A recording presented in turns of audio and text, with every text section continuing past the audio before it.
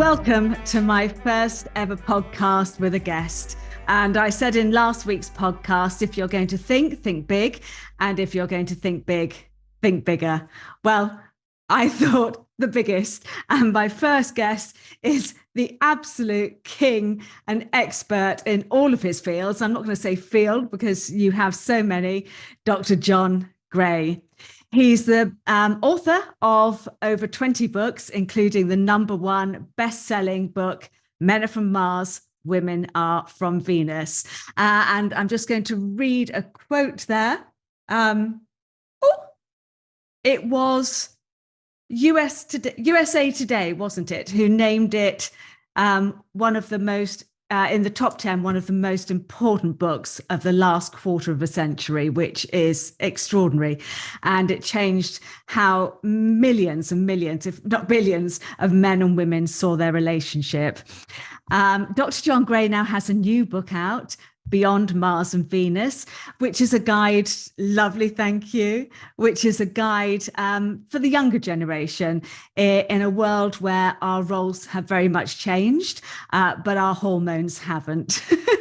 So welcome, Dr. John Gray. Thank you so much for being here.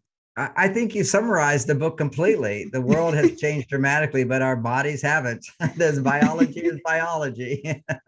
That's right.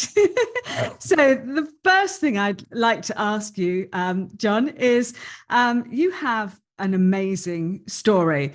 And I just have to know how you go from a monk to a sex therapist to a world-renowned relationship guru, really. I mean, that's the only way to describe you. It's one hell of a journey.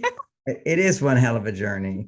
Well, after Woodstock, I got very high as a teenager and then crashed. And the Beatles had gone to India, and they said, that was 68. They said that you can get really high through meditation and you don't crash. And I said, that's for me. And I'm rather ambitious. So I ended up taking all of his classes for a couple of years. And then I ended up becoming his personal assistant. Sorry, his personal assistant? Maharishi Mahesh Yogi. So he was the founder of the Transcendental Meditation movement, and then elevated eventually up to teaching his teacher training programs, helped develop it and so forth. And that was my life. I mean, I was a celibate monk, Hindu monk, and just meditation and service. Didn't think about money, didn't think about any of that stuff.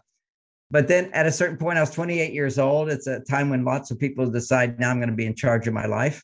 And I didn't know it wasn't like somebody said that. I just felt like the attraction that I had to him was now sort of no longer, the magnetic pull wasn't there.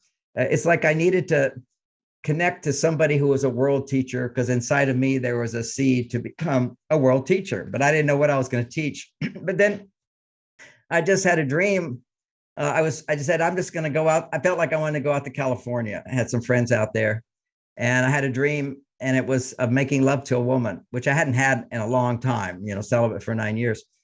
And then I stayed at this little retreat place, and the woman came into the kitchen. So then I asked her what she did. She asked me what I did. We were both the ex-assistants to big gurus. So then she warmed up to me very quickly. And I said, what do you do? She said, she's a massage therapist. And I said, and I offered a massage. I said, okay. And she said, you have to take off your clothes. And while I was lying on my stomach, she said to me, so why are you a celibate? And I didn't have enough. I forgot at that point why I was celibate. And then we made love for 3 days straight. I mean, it was breaks in between. Oh, amazing. It was like making up for last time. And then, so I was like sold on this, and I was ready to come back out into the world, and traveled around, had many, many girlfriends over about a 1.5 year period, just traveling, because I didn't have enough money for a home or anything, but I had a car, and my parents had given me a credit card for gas. So that was kind of where I would stay, is I'd meet women and stay with them a couple of nights and move on. I'd read their palms. But I'm just holding up my palm, John. Yes. So, but in the TM movement, I was a very celebrated person, being the personal assistant. And also they did a lot of research on my brain back in the 70s as a meditator, because I was an accomplished meditator back then, brain coherence and all that. So my picture was actually up in 3,600 TM centers. So people all knew me and thought I was a wonderful. Wow. So it was pretty easy just to have a conversation with them. And what I basically did is, lovely ladies, is told them I was making up for lost time. And before we do anything, I would love to hear from you what you really love about sex, what makes you feel good in sex, and so forth, and what tips you would give me. And they were happy to teach me because they thought, oh, he's a celebrated guy. He's also a monk. And after about 1.5 years of that, I realized, hey, I didn't know any of this stuff. I mean, I was having sex as a teenager, but I didn't know it after hearing all these women. So that was my first seminars, because I'm a good teacher. I was a teacher for Maharishi, but now I was going to teach sex. And I said, look, I'm a monk, but I began talking to women and realized men generally don't know the inner workings of a woman's body and so forth, and how diverse it can be and so forth. So those were my first seminars. It was about people getting people together and leading people in a discussion about sex, making love, and various things. Then in my own experience of then getting into a committed relationship and so forth, I realized that in order to have lasting passion in a relationship, you need to have good relationship skills, communication skills. And I then began teaching those, how to find forgiveness, how to open your heart, those kinds of things, better communication, healing the past so you can keep your heart open. Because what happened in my first marriage, I was married before my wife, Bonnie, of 34 years. That's the Men Are From Mars time for me. But the first couple of years was married to another woman. And we taught seminars together on just about relationship skills and sex. And I was shocked. Here I am. She's very pretty for me. And after 2 years, I'd be in bed with her and I wasn't turned on. I thought, what is going on? How could you not be turned on to a beautiful woman in bed when you're naked? It was like crazy. And that's where I started realizing that our relationship, I was no longer dominant with the male energy, and she was more on the male side, and I was more on the female side. And I began to teach classes on men and women and how we misunderstand each other. And now I can simply say, because I know people are listening, well, what do you mean by you being on the female side? When a man is on his female side, the priority is doing what he likes to do, what he enjoys doing. When a woman is on her male side, she's feeling, I have to do this. She's hyper responsible. And so she's stressed by that.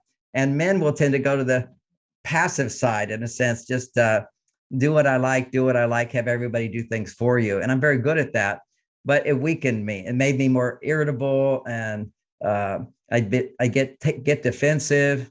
And then I began to learn. And now fast forward to now, and I wrote this book on the biology of men and women, the hormones. When men are on their female side, their estrogen levels are higher and their testosterone levels are lower. Testosterone is the male hormone, estrogen is the female hormone. And what it was really stimulating when I read a research study on anger in men is not from testosterone. Most people think high testosterone men are getting angry. Actually, it's high estrogen in men. When a man's estrogen levels shoot up, his testosterone levels go down. They kind of like go against each other. And the reason we say testosterone is masculine is because a man, when he's stressed, whenever he's producing stress hormones, his testosterone levels are going down and his estrogen is going up.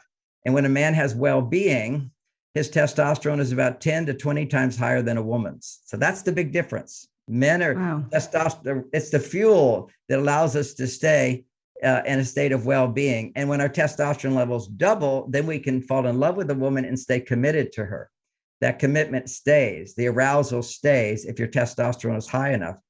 And for women, their well-being is always consistent with about 10 times more estrogen than a man. And at certain parts of the month, she still needs estrogen, but she needs progesterone. And men have a completely different balance of hormones. So we can simplify it by saying that female hormones, when they're low, and that's always the case for women, their stress levels are up. And for men, when their testosterone is low, their stress levels are high, and their estrogen, the female hormone, is too high in them. They become irritable, passive, angry, defensive. That's fear. Fear is emotion. Happiness is emotion. Joy is emotion. Love is emotion.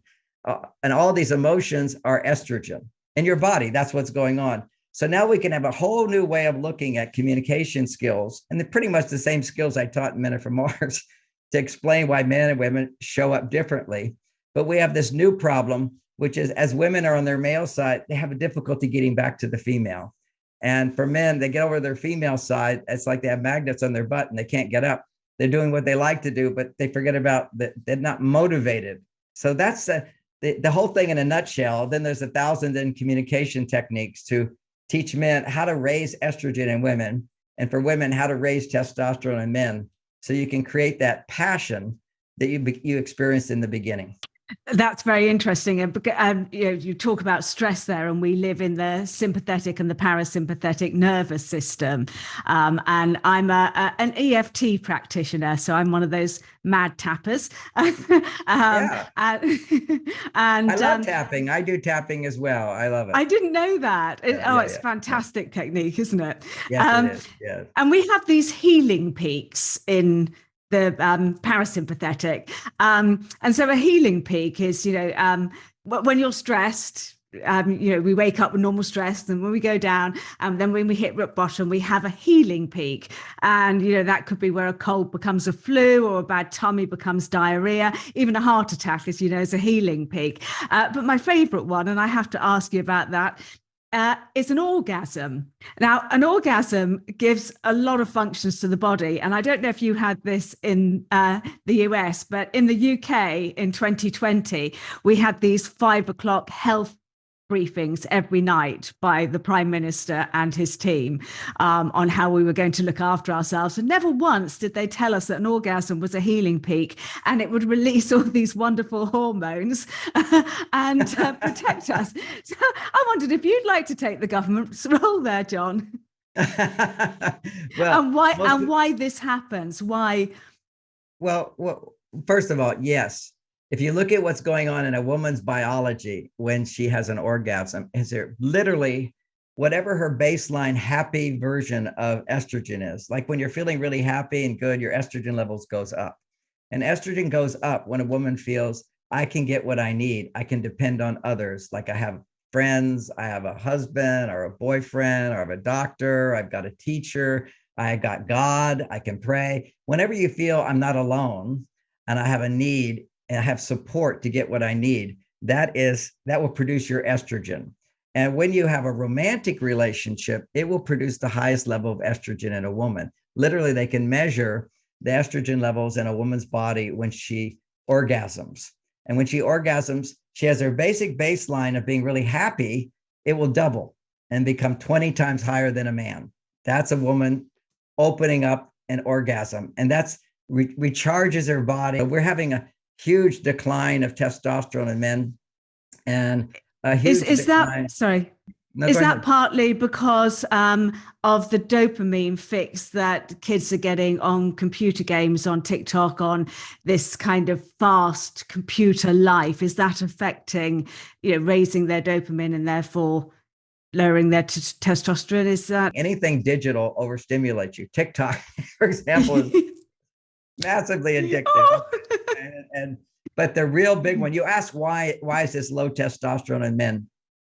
Certainly the ADD, which is desensitizing these receptor sites. So you could have a lot of stimulation, but your testosterone doesn't go so high anymore. After a while, it desensitizes.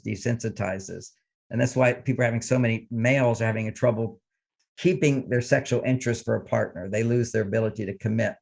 But the biggest one is porn. Porn is cocaine on your brain. Well, it's the mirror neurons going absolutely mental, isn't it? Going crazy. I mean, your dopamine is up.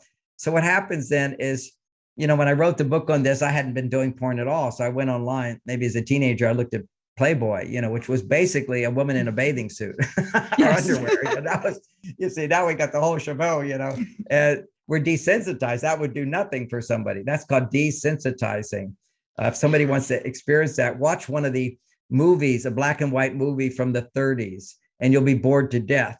And yet everybody watching that at that time was so excited because they weren't used to this big screen, high stimulation. All that stuff does is desensitizes the brain to dopamine. So very quickly, dopamine, if it's high, will raise your testosterone. But it's the stimulation. So the receptor sites are so closed, you're not getting the benefit of dopamine. And so familiarity sets in, which is the opposite of stimulation. Your testosterone levels just don't automatically go up. So passion is lost. However, it's not the only thing that creates passion. If you look at what dopamine did in those situations, it raised estrogen in women and it raised testosterone in men. Well, I have a whole book, Beyond Mars and Venus, on how without stimulating high dopamine, you as men can create more testosterone and women can create more estrogen. And then when it gets above a certain point, a set point, then you can take it to the higher level of becoming orgasmic, which is, according to Masters and Johnson, if you're doing it with the right amount of foreplay and the right amount of time after some clitoral stimulation, then that lubricates. Then you go into the G spot, which rises up. It has a little erection inside. It comes out like a coin. And then beyond that is another spot that shows up, and that's the E spot. Each one of these are different orgasms for a woman.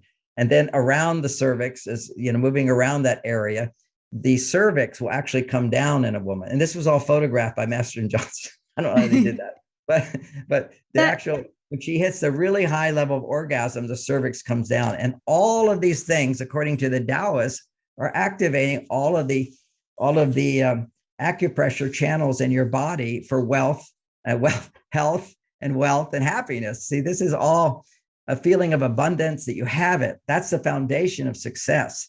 I wrote a book called How to Get What You Want and Want What You Have. If you want to be successful and be happy, you have to start with, I have it all. I'm abundant now and I want more. But wanting more from a lack of abundance either just makes you unhappy. You want to be happy with what you have, and you are happy with what you have. If you make love, it will last. There's like a glow that will last for quite a while, and then you have to recharge it. So we call it making love, because you make it more and more. We're made up of energy. So, everything that happens to us is, there's that saying, everything is a memory or it's your imagination. So if you're paying for a hooker, you're taking on that energy. If you're, all about I did your energy meditation seminar in London, and it was just mind-blowing. I can't tell you how much I love that. So let's do another one where we do energy meditation. I'll teach everybody. I would love that podcast, and that's a whole class in itself. Well, I was actually just when we were talking about energy, we kind of and we're talking about as well the low testosterone levels in men. When men's testosterone levels are low, they cannot receive more energy. It's like doing things that aren't good for you is wasting your energy. For a man, it would be ejaculating. If it be a woman, it would be using a vibrator. And you feel a little bit better afterwards, but you feel empty, you feel not so good. But then more energy can come in, but you still have your limit. So what we did in that energy meditation is learning how to open up and just let the energy in a smooth way come in with intention. And then there's the next level up, which I haven't yet taught. Maybe I can teach it in your next one. But just feeling the energy was just so amazing. It was the energy in the room. I came out and I felt like I had my fingers in sockets. It was just like electricity. Well, it is. This is what we are. I self-published my book, which and I wrote it in 2020 out of just desperation that we weren't being told all the wonderful things that we can do to protect and heal ourselves. Exactly. And quite frustrating, wasn't it? It was. And I wrote and published in 2.5 months. Yeah. And I signed it off on December the 21st, 2020. And I had obviously, to write that book in 2.5 months, I was writing 20 hours a day, 7 days a week. And I was like me. Yes, that's what I do. And so I lay on the bed and I joined every collective consciousness that was going that day. And I self-published and I sent it into the publishers. And I said, can you get it out before Christmas? And they said, it's 2 weeks for us to get it up. I said, okay, can you talk to Amazon and ask them to put it up as a pre-order? And they just laughed and said, Amazon would never, ever put up a pre-order for a self-published first-time author. And also they do a different format and it's 2 weeks after us. So that's 4 weeks for Amazon. So I lay on the bed and I did every collective consciousness going. I did tapping. I did Soma breath work. I did didgeridoo, which was bloody marvelous. Yes. Never done that one before. Profound. Oh, wow. And all I did was visualize my book on Amazon as a pre-order. And on Boxing Day, I couldn't resist anymore. And I had a little look on Amazon, and there I was as a pre-order. And my published date is the day I signed it off, December the 21st, the age of Aquarius. So it's extraordinary. I mean, I'm a bit of a shit hot manifester, actually, John. That's why you're here. You But are, you are. Yeah. it's amazing what you can do with your energy. So I'm surprised that you said that you didn't ever think you don't know that you're going to be number one. I thought I would, but I've been rejected so many times. The stress levels that have been put on the human race, and the fear that everybody has felt. I mean, will we ever know the consequences of the last 2.5 years? I don't know. But could you just, fear is the biggest suppressor of the immune system. So could you just explain to us how that works, how it drives down the immune system? Well, here's the challenge. The challenge is that if you're a woman and you're in fear, it's addictive. That's the problem. Okay. Is it produces dopamine. See, dopamine is produced by newness, but are having to make decisions of not knowing the outcome of something. And why does it produce dopamine in those situations? Because you don't know what the future will be. Anytime you make a decision, it may work or it may not. So biggest dopamine stimulator is fear. If you're being told over and over and over, you're going to die, you're going to die, you'll get addicted to negative. Your brain actually goes into a 10 times bias towards looking at problems rather than looking at the optimism and the solutions. So you're completely having one-sided. So our news during that time was completely one-sided, and you felt the frustration of, wait, folks, there's another thing you can do here. It's try your breath work, try your tapping. Yeah, do your tapping, do your breath work. And I'm all into all kinds of modalities. I have a lot of modalities that I talk about, but they're gender specific. Okay, so when you're in a relationship, for example, a woman and a man, you have a huge opportunity to use that man to come back to your female side. Just start with a simple experience of you're carrying a box and somebody offers to help you. Now that feels really good. Or for some women, when on their male side, they say, oh, I can do it myself. And they don't know what they're missing. Having somebody help you is a very feminine thing. Being able to ask for what you would like and want and get it is a very estrogen stimulating thing. If you look at therapists, I'm a therapist. I saw this in USA Today. 90% of the people who go to therapists are women. Because what do we do in therapy? We create a safe place, and women talk. We talk less, women talk. And by learning to be good listeners and helping guide her into her emotions, not all therapists know how to do that, but at least they let women talk. When a woman complains, basically, she's complaining about her life or complaining about herself. Complaining is addictive because for women, it produces estrogen. A big estrogen, but it's kind of like for a man doing porn. When you do porn, as soon as you have an erection, you're producing huge amounts of testosterone. But because it's fantasy and there's no love association, when your testosterone goes right back down.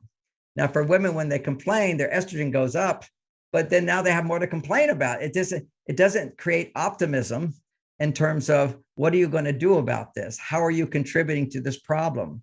So with our Mars Venus coaches, for example, they have this training, which is particularly with women, we do gender specific coaching, but with a woman, you want to first help her talk about and bring her complaints into her body by feeling the emotions associated with it. Then once you move through the emotions, you go from negative to positive emotions. Then the last part of the session is accountability. Teaching women how they're contributing to the problem. 90% of women, if you're having trouble in a marriage with a man, a relationship with a man, 90% of it is not, it's 100% is him, 100% is you. That's the way to look at it. But women usually don't see their part in it because they don't understand how different men are.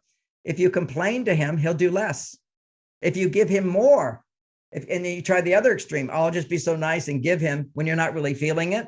Then a few years later, you feel I give more and I get less. I mean, think about the simple logic. If you give more, okay, this is a good one. If you're getting less and now you give more, and you're getting less, and you keep giving more, you'll keep getting less. Yeah. There's a tool. When you're getting less, you have to first give to yourself so you feel good.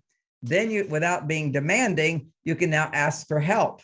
But women often think, well, he should know. He should know. We don't know. No, I know. But it's interesting you should say that, because there's and something you said earlier as well about women going into therapy and not liking themselves. You know, we live in this incredibly fast world where most of the things that we see are fake. You know, you can post happy pictures on social media and everybody thinks you're absolutely fine when you're feeling crap, and nobody recognizes that. And we see everybody, you know, people tend to post, oh, I'm on the beach on a really beautiful holiday and I'm looking good, and then you're at home going, I look shit, and you're not happy with yourself. And so there's this huge lack of self-love in the world now. You know, so many people just really don't love themselves. And you know, I have this exercise in the book, the first one, where you take a photograph, and I say, if I asked you to tell me the 10 things you love most in the world, when would you mention yourself? And nobody does. So can you talk to us about, because you know, a lot of people think self-love is selfish, or you know, healthcare is, you know, self-care is healthcare. You know, how do you see self-love? How important is it to for your health and happiness? Okay, here's a real short, and then we can talk about how to increase self-love. But when if you're hard on yourself, like my wife Bonnie, she was in the beginning was very hard on herself. One time we had tickets back in the day when you have paper tickets. You know, you have to have the ticket to get on the plane. You can't just get another one while you're there. And we were going on a little trip with the kids, and she left the tickets at home, and she found out, and she just, oh no, I did it. You see, she's really hard on herself. And she's one of these people who's so hard on themselves, they try really hard to be virtuous and good all the time. See, what's inside is a belief system that if I am not perfect, I don't deserve to be loved. I have to be perfect. I have to be better than to deserve to be loved, as opposed to I'm not perfect and I can always be better than, but I don't become better than from the place of I hate myself the way I am. So self-love comes about if you're raised with a message from your parents, it's okay to make mistakes. We all make mistakes. It's as simple as that. We all make mistakes, and it's okay to make mistakes. So that's loving yourself, is forgiving yourself for mistakes. It's a symptom of loving yourself. It's not how to get to love yourself, but it is a symptom. So that's if I'm in a relationship, that's so simple, it's so lovely. Yeah. So now, how do we love ourselves? I have a different take on self-love, okay, which is how to do it. Now, certainly tapping helps, okay? That's the affirmation part. I have a process, and I do it for women, or it's a little different for men, but with women, it's similar for men. It's just a different order, because we have a male and a female side. If a man's upset, he needs to first address his male side, then go to his female side. And if a woman's upset, she must first go to her female side and then address her male side. It's a balance, and you'll see the logic of it as we flow with this. But this is a little bit of emotional intelligence, which is, and I love you could do this while you're tapping, or maybe tap afterwards, because once you do this little technique for 10 minutes, then you're affirming what's true. And tapping is a lot about affirming what's true. But if you really open up, you don't want to hide your negative emotions. You want to look at them and let them go. Look at them and let it go. So it's kind of like, if I'm upset with my wife, I would first become quiet, rebuild my testosterone. Silence builds testosterone for men. And I would, and other things do as well. We can talk more about that. But I will first feel good. You have to do something as a man when you're upset. You first have to raise your testosterone. Because if you raise your testosterone and you're a man, you'll feel good. And when you feel good, then you're basically able to go over to your female side and let go of it very easily.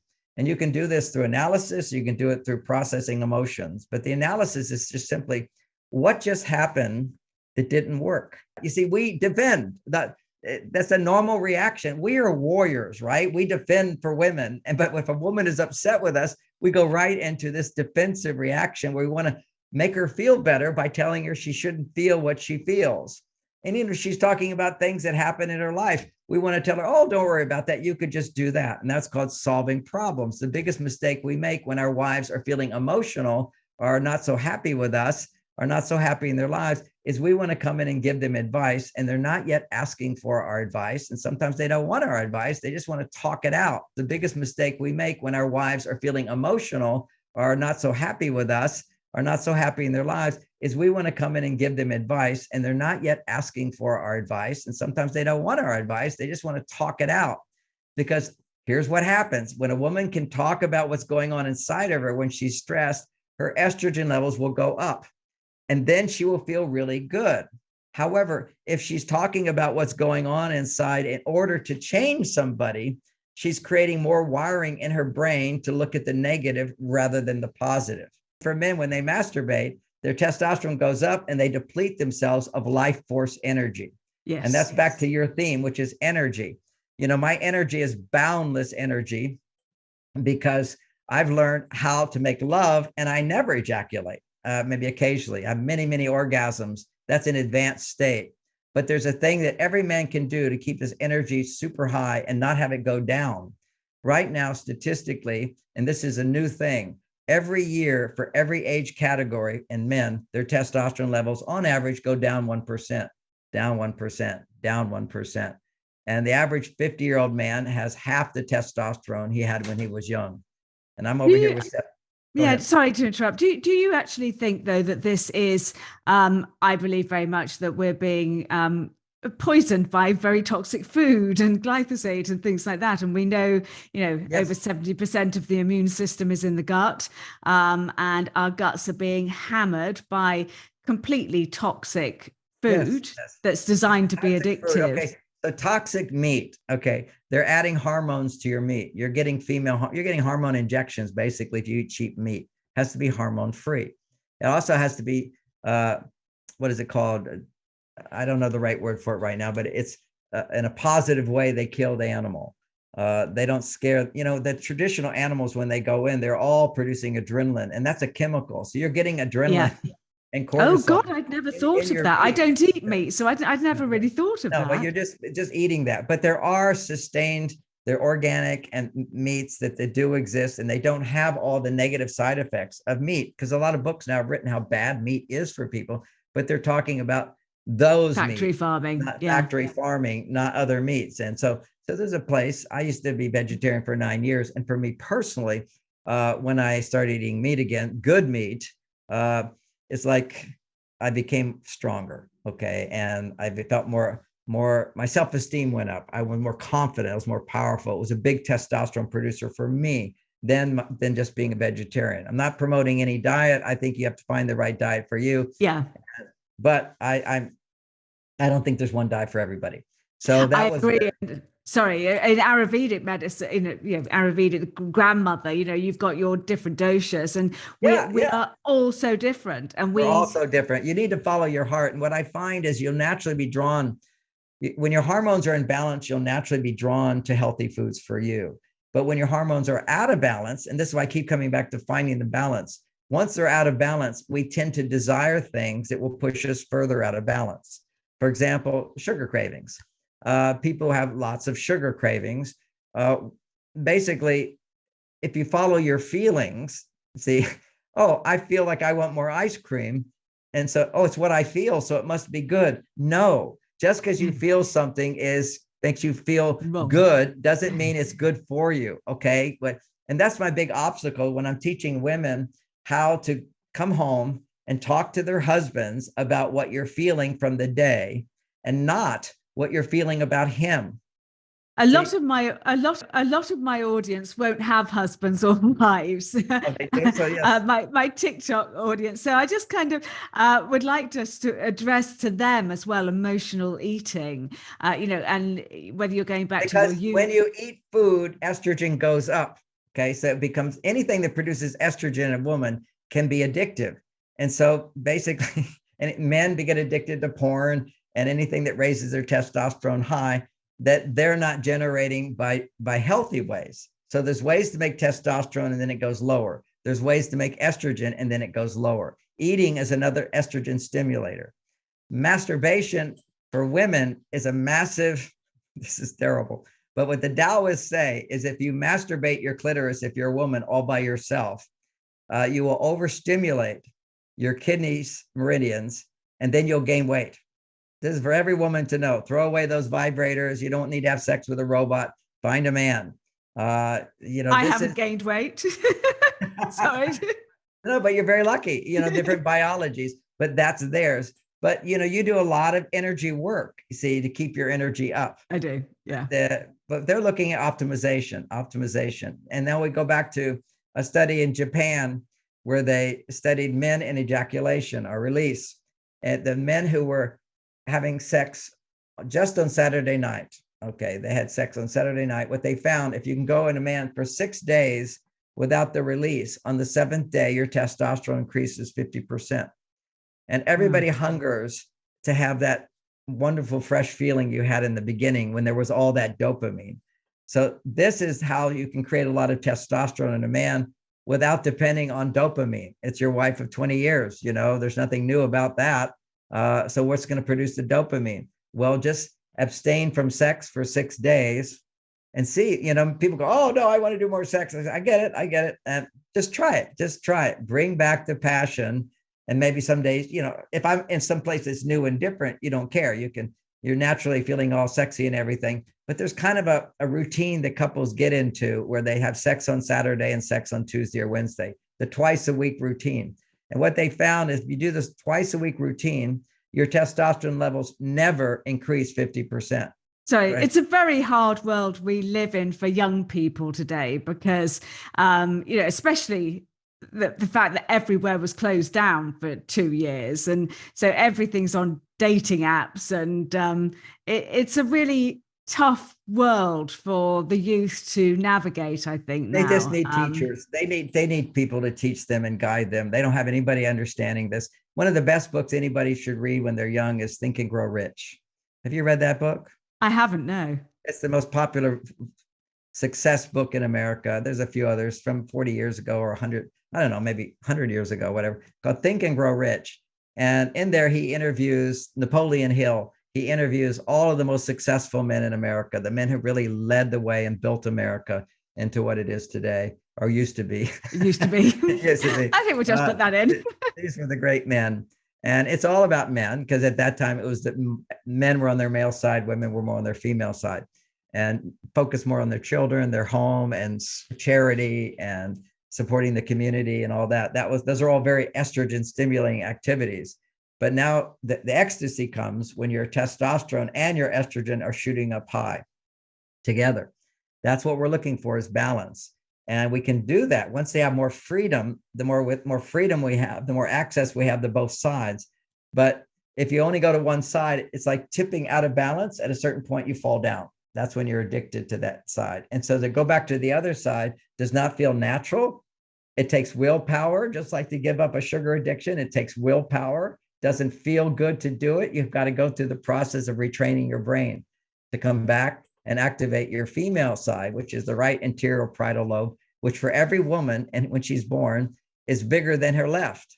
And for every man, his left parietal lobe is bigger than the right. There are biological differences. And when you do things that make testosterone, blood flows to the left parietal lobe. And when you do things that make estrogen, the blood flows to the right. We're designed to be this way. But it doesn't mean a woman can't use her left side. It just means to produce female hormones, she needs to use her right side. And for a man to produce male hormones, he needs to produce his left side. And we know very simple science. This is also basic and simple. It's irrefutable. People, it was just my ideas before, and people could say, oh, that's just old-fashioned thinking. It's okay, you can do that. Although none of my ideas have ever been old-fashioned thinking, but integrating old with the new, the new. And but I think that's the way forward. We have to, we live in a very confusing world where so many people are out of balance, and that doesn't mean that, I'm not judging anybody in any shape or form, but we do need to find, I think, as we go forward over the next couple of years, some kind of balance and peace, self-love. And a rebuilding of communities to take that forward. So beautifully said. And in this example, remember I was going to mention self-love. So my thing One is how to process your feeling, how to listen to your feelings as a woman rather than suppress them. That is form of self-love. Just like if a child was crying, you would take the time to listen to it.